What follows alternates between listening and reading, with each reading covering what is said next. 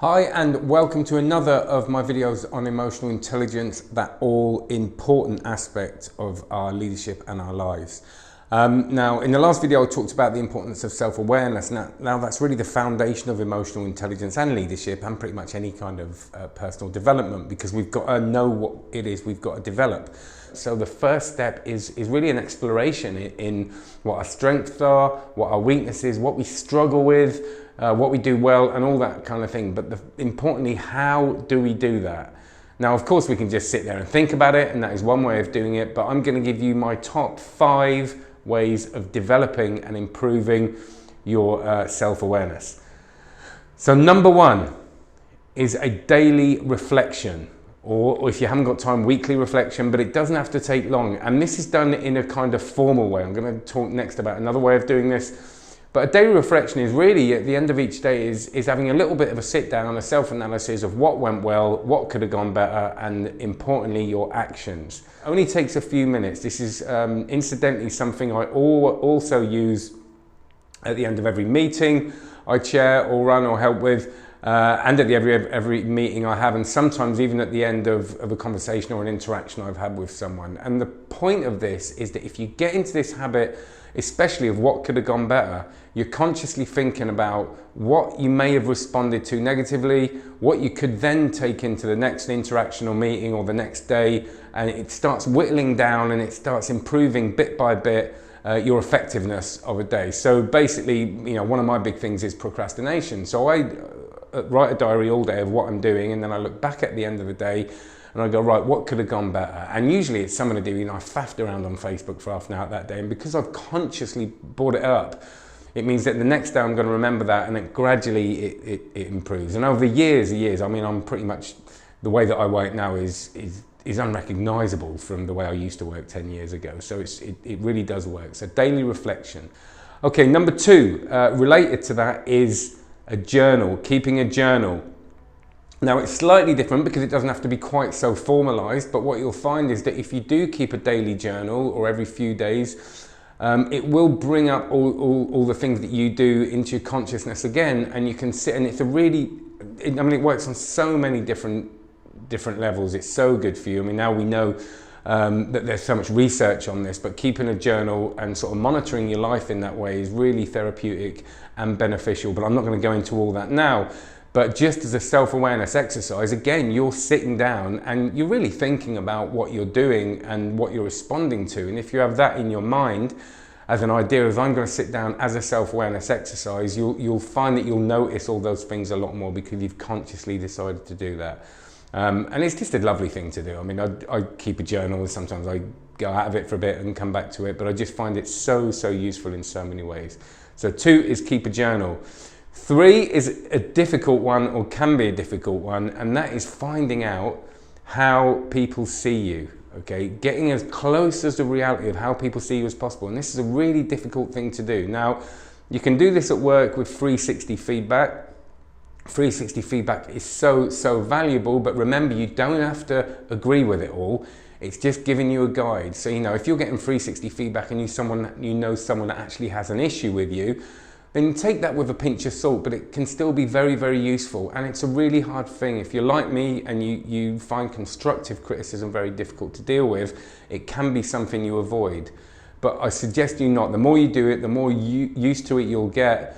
And it's a really valuable thing to do. Now, if you're not in a position to do 360 feedback, if you're like me and you're a freelancer, what I often do is I ask my clients for feedback, but I emphasize that I don't just want a pat on the back.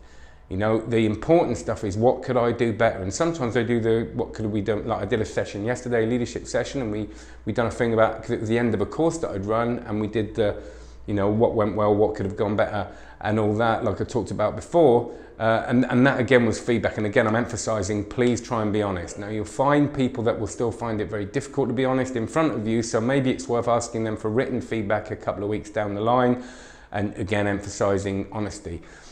Another thing you can do, and this is still with the in number 3, is if you can't get feedback, if you're not running courses, you can't get feedback in that formal way, is ask your nearest and dearest. Tell them that you're doing a self-awareness exercise. You're trying to find out really how people see you, and just emphasize the fact that what I'm going to do over the next few weeks is just ask you, you know, how I've been in certain ways and try and get closer to how you see me and how you know, what things do you think I don't do very well. And that can be really, really powerful thing to do. So in some way it's finding out, it's trying to get people to be as honest as possible and not just giving you a pat on the back. And of course you want to hear the good stuff as well.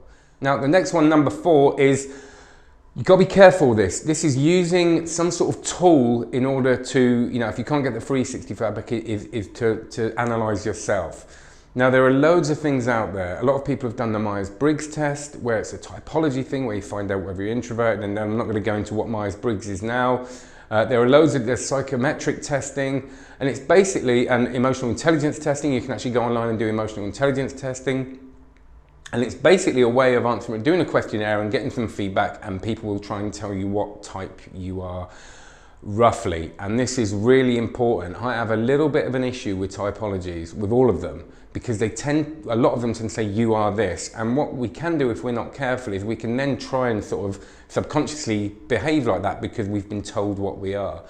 Now, I don't think it's that useful for that, and if you listen to what Ken Robinson says, he says a lovely thing that it's like our personalities are like fingerprints. They're all totally different, but of course we do fit into categories, because if we ever meet someone that doesn't fit into a category we recognize, we find that really difficult, right? But this is not about labeling ourselves, but it's about codifying, and it's about, well, it is about labeling ourselves with a pinch of salt so it can be the start of a conversation. And that's the point of it. So if I do any kind of personality test, I get it back and I go, right, I'm not going to believe all of this categorizes me exactly. But what I'll do is I'll look at a part of it and go, okay, it says I'm an introvert. That's interesting. What does that mean?